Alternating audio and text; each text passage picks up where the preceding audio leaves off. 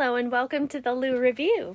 I'm your host, Rosa Hart, and tonight my special guest is Al Scobell, the owner of Parlour Pizza here in Louisville and expanding into the surrounding area and beyond what I even knew about when we scheduled this. Yeah. So, welcome to my home. Rose. Thanks for having me in. It's my pleasure. You and your wife Heidi were so welcoming to me. We met on Louisville food tours, and I came in the start of it at O'Shea's, and there's like a big family from West Virginia, and then you and your other couple friend, and I was like, can I sit with you guys? And yeah, we adopted you. Yes, pretty much. Yeah, Heidi adopted me like right away. She was great. so sweet. Yeah. So it was really neat how this all worked out. Yeah. And so tell us some more about Parlour Pizza and what makes it unique. Well, Parlour Pizza, we have 5 units right now in Indiana and Kentucky. I'll just tell you all of them. Yes, please. Jeffersonville, Indiana, New Albany, Indiana. We're at Frankfort Avenue, Liberty Street downtown, and our newest is in J-Town. So what makes us unique is very simple. We really focus, and I know a lot of people will say this, but we really mean it. We really focus on quality. Mm-hmm. We smoke our wings daily. We don't have fried. We make our syrups daily for our bartenders. Oh, really? We make our own croutons. We just do a lot. We have unique red sauce, we have unique crust, we have unique dough, and we really go all out, and we don't sacrifice quality at all. We really think that we have the market on quality, and we live by it, and we don't substitute it, and we don't back off it. Now, did you create Parlour, or did this was you from come Don, in? Don Robinson, who is the founder. It's an interesting story, Rosa. Okay, it's that's what we're here so, for, an interesting story. This is a great story. I was living in Virginia, and I had just retired from Pizza Hut, and I was just really kind of laying back saying, I'm done. I'm going to go out in the sunset with my fishing pole or whatever. How long did you work for Pizza Hut? I was with Pizza Hut overall 7 years. Did you own a franchise? Or No, I was a operator for a large franchisee I was in Columbus, Ohio. Okay. So5 but kind of still had the niche. So got a headhunter called me out of the clear blue sky and said, hey, there's this 4 at the time store operation called Parlour Pizza in Louisville, Kentucky. Well, I used to live here. I worked for Yum Brands. So I said, Parlour, I never heard of it, but let me do my research like everyone does. So I did my research, and I said, let me go out there. So Don flew me out. We interviewed.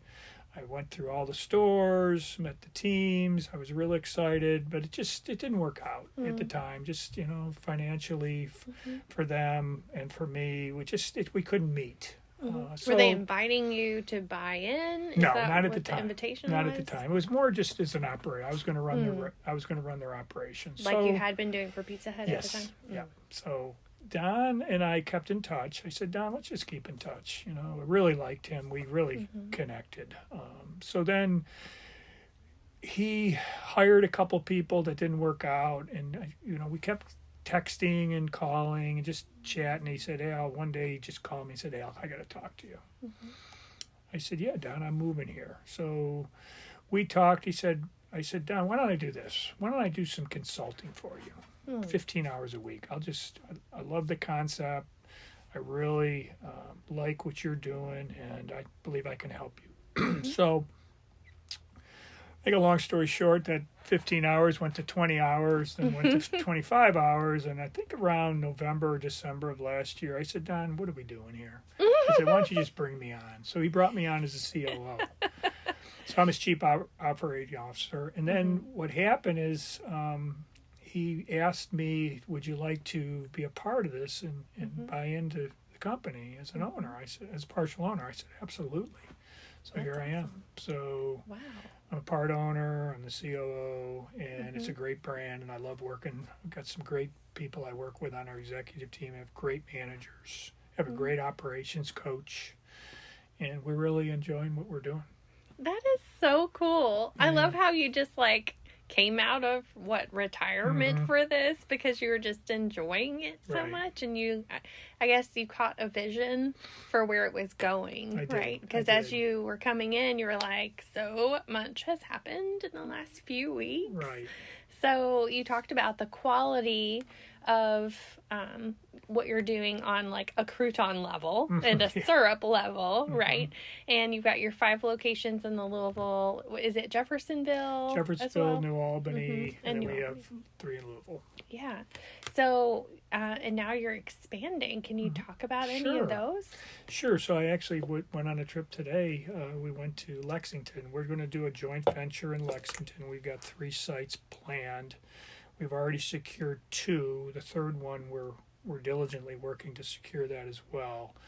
After we open those 3, we're going to go into northern Kentucky, and we're going to go a couple in northern Kentucky. Not sure of the sites yet, and then 3 in. Will they technically be on the Beeline? They could be. Okay. They could be. You never okay, know. because I'm always looking for what's on the Beeline. Yeah. And then we'll put 3 in Cincinnati or more. But we're going to start off with 5 total. And then we just secured our first franchisee in the Nashville market. They're going to go to E-Town, and they're going to look at Mount Washington and Nashville. So we've got really 5 already, another 14 we're working on. So we're expanding. We're being very precise with the people we bring in, but we're really excited because we really believe this concept is going to take off. Yeah. So, did you say you were trying to do 5 at once, like in the Cincinnati area? Well, we're going to start in Lexington, do 3. 3 there. And then once we get those in the ground, and once we start, seeing how they perform, we're then going to go to Cincinnati and northern Kentucky. So why do more than one at a time? Is there a certain? I think there's a couple. There's financial. Yeah. There's financial implication, but also operational. We want to, again, we don't want to go in and just knee-jerk this. We want to make sure we secure a great site. We do a great job operationally from a support standpoint and operation standpoint. Then once we get the first one, then we'll move into the second one. Okay, so you're not trying to open them all at once at all. Time frame, again, it how it. Construction varied, but we'd like to be in our first one around April. Okay. And the second one could be possibly August, September. Okay. So we're moving.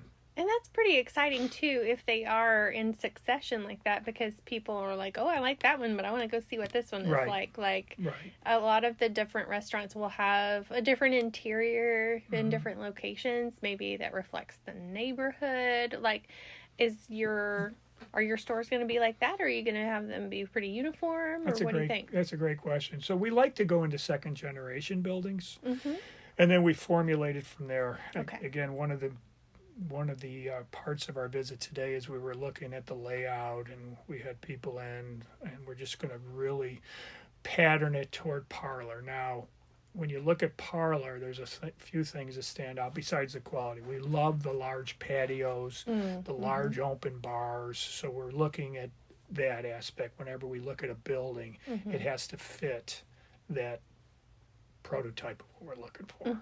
So, yeah. So what qualifies as a second generation building? A restaurant that's closed. Okay. We've had quite a few restaurants close. Like, not necessarily a building that has the potential to be on the historic registry somewhere or anything like that. We're just looking at high volume sites with a lot of businesses, easy on, easy off access, and it will fit our. We're probably looking for about, and again, this varies, but it's pretty close to 7,000 square feet. Okay. So yeah, and I do like the open concept. Like, we're not going to open if there's a little drugstore or a little gas station that closes. We're not going to put a Parlour in there. We're looking for that 7,000 square feet area with a large patio. Yeah, that sounds exciting, because I think one time when I went to Jeffersonville, they were doing a lot of live music there. Yep. So you like to have that kind of energy. Yes, we love the live music. We love the events. We have a lot of event space. If you look at our restaurants, Jeffersonville, all of our restaurants have event space. So holidays are here, Rosa. We're getting I got the feeling. Yeah, tomorrow is Halloween. This is going to come out after Halloween, but You're right. And we're going to be inside. Mm-hmm. So maybe not all patios. But now we know how to heat patios. So that just opens up a whole new, like, plethora of parties later into the year, doesn't it? That's right. And we've taken steps to secure some of these patios by enclosing them in the winter. Mm-hmm. So we'll still have the seating. They'll be warm. Yeah. We actually last year brought some igloos in. So we're going to do that again in Jeffersonville and possibly Frankfurt, but we're going to bring some nice igloos into Jeffersonville that'll support the outside, and we're going to make it real cozy. So I love that idea so much. Yeah, the last person who is on this podcast does Dream Over Louisville, and she does those like little teepees for kids to play in, have a sleepover and stuff. I'm all about the coziness, so bring it. Yeah, it's going to be cool. We're looking forward to it. Now, do you use craft beers at the locations as well? Yes, we have some in some locations. We have up to 40 lines. So we really have a great plethora of craft beers that the goal is to have half of those craft beers, half of that is going to be standard. They won't change. You know, you're going to have the Miller Lights. You're going to have the different cores, the domestic beers that just are that very everyone's popular. Familiar with. But then the other half is going to be, we're going to really experiment on what really goes. And we are working with Fall City. We've got a few Fall City beers that we're partnering with. Love so them. We have them as well. So that's a great part. They're a great partner. Oh, so yeah. It seems to be working out really well. And so we're really going to take off. But the craft beer, craft pizza, craft cocktails, that's our mantra. Are you going to be trying to link up with, are you open to linking up with like craft breweries in Cincinnati or in Nashville, wherever you're going? We're going to look at everything. Yeah. Really what makes the most sense we're going to go with. So we've got our standard on a lot of our items, but we're also, Don is an entrepreneur. He's a forward thinker, and we're going to look at everything. Fantastic. Within our standard. Yeah, definitely. So, are you most excited about the expansion in one direction or another right now? Or it's a great question. I'm asking you to talk about your feelings. Is that too much? I love it. No, I love it. I had to think a second because, really, you got different rules of thumb. You got some people that really want to go company, just go the company model. And then you have the others that go franchise. We're not sure. We're just going to do them both. What would that look like? Can you describe that? Sure. So we've got the 5 company restaurants, and then we would open again all these in Lexington and Northern Kentucky and Cincinnati would be company. But then as we bring franchisees in, we're going to support them. So we're going to do both. So is the concern like how much autonomy you get if you're a franchisee? And no, I've been. When I was with Yum, I had 850 restaurants, and they were all franchisees. So the franchisees... But they had a pretty uniform model. Yes, and that's what we're creating, is a uniform model. They have to follow our standards. We're going to give them autonomy. They're going to have They're going to have some marketing dollars that they can use, that they can do some marketing, but they still got to serve pizza. They still got to serve appetizers. They still got to serve our craft beers. So, we do keep it within the standards, but we do allow franchisees. Again, we learn from them as much as they learn from us, and I'm under the impression that I want to bring great franchisees in because I want to learn as well, and we want to learn. Don wants to learn, and Aaron wants to learn, and Destiny, and our teams. So there's energy in that creativity, and you don't want to like squash that because that's what makes people excited. They're like, "Oh, I have this idea. Let's try it and see if it works." Right. We don't want them to serve hot dogs out the back door. Oh my! But we want them to, we want to give them that leeway that they can build their business. What if it's a hot dog pizza, though, Al? Haven't dug into that yet. Your face. Oh, your face. Not yet. Oh man! So, have you always loved pizza? I have always loved pizza as a kid. It's interesting. You were talking about your son with your husband and how my he very likes picky pepperoni. son. Yes. So when I was a kid, I loved pepperoni. I was all meat. It was all meat pepperoni and sausage. Now I kind of get into the veggies and a few other aspects of pizza, but I've always liked pizza. Grew up in Buffalo, New York. Now Buffalo, New York has pretty good pizza. You know, I've heard New York Very pizza good is pizza. maybe the stuff of legend, Yeah, but I it's also pretty heard that it's because of their water. I don't know. I never, as a kid, I just ate it. It was great. Right? But I, actually. Well, went you've been in back. the pizza business so long, I thought maybe you'd have secret intel on where do you get the best water to make the best pizza. If Rosa, if I told you, I'd have to kill you. Dad, come here. Well, I mean, so many people came to Kentucky for our great limestone filtered water Right. for the bourbon, right? So does Yeah. that mean that maybe we will have the best pizza Yeah. in Kentucky? I think we're on the right track. Maybe. So think you're we're going to moving have to in that right ship direction. our limestone water to like Tennessee and stuff. There you go. So Yeah, it's they're like, gonna love sorry, that. you get a Texas. water truck, Yeah, especially Alaska. Texas. Yeah, there you go. It's yeah. basically a desert sometimes. Yeah, exactly. That's It's great. good. So I'm looking forward to coming and trying the rest of the locations. I've been in Jeffersonville and I've been to the one on Frankfurt Avenue, and that's the only two I've been to. So you've got the New Albany, downtown, and what's the fifth one? J-Town. And Jefferson J-Town. Town. Oh my gosh, that that's one our looks so newest pretty. You need to come out there because that's got our big patio and it's right now just doing gangbusters. We've really made a great impression on Jefferson, and they've been the people, the customers, the guests have been phenomenal. Oh yeah, J-Town's a great crowd. I love going there to their farmers market on Saturday mornings. Yeah, it's most of the know year. exactly where it is. Yeah, my son used to like sell lemonade at the lemonade stand there. It's so Yeah. cute. It's good. And we welcome you. Come on in. yeah, so I don't actually usually get excited about pizza in and of itself, but we just went home to Clarksville, Tennessee to visit family, and whenever we go, I want to go to Black Horse Pub in Clarksville, Tennessee, because they have Tunisian pizza is what they call it, and it's got a garlic crust and a white sauce and chicken and the sweet curry, and it just hits the spot for me every single time. I have to go back and check and be like, is this still the best pizza I've ever had? So do you have any pizzas with curry on them? No, we don't. Not at this time. Man. Never know, though. Is there room for creativity there? There's always room. Okay. You just never know. Because you did not like the hot dog pizza idea. So. Yeah, you can tell. Okay. Yeah.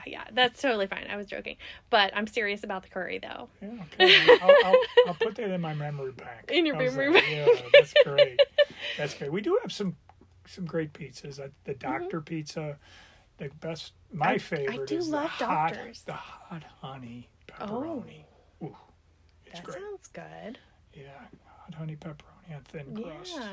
It's to die for. So. Is that locally made hot honey? Mike's? Yeah, Mike's Hot Honey. Mike's. He gets out there. Yeah. I actually saw somebody else using Mike's the other day. So Well, I yeah, think you can get it at Kroger now, Yeah, right? you can. You can. That's yeah. fantastic. It's good stuff. Yeah. Chris at Kroger, let's see, on Instagram, he's Chris's Kroger Picks or something.